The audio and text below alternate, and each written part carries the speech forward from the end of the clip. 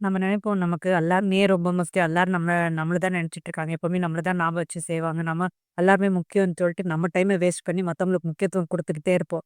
ஆனா என்ன ஆகும்னா, சில நேரத்துல, சில முக்கியமான விசேஷத்துல, சில முக்கியமான டைம்ல நம்மள மறந்துருவாங்க. கூப்பிட மாட்டாங்க, சொல்ல மாட்டாங்க.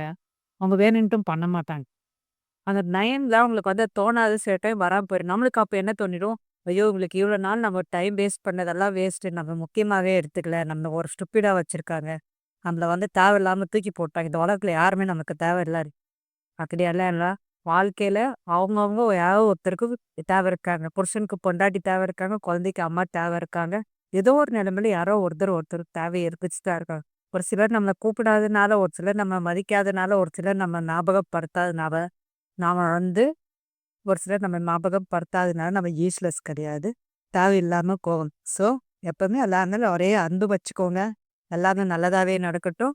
கூப்பிடலன்னா என்ன? மதிக்கலன்னா என்ன? நீங்க உங்க வாழ்க்கைய பார்த்துட்டு நீங்க பாட்டுக்கு போயிட்டீங்கன்னா, அத நான் வச்சு மத்தவங்க பழியும் வாங்காதீங்க. ஓகேங்களா? எப்பவுமே சந்தோஷமா இருங்க. அன்பா இருங்க.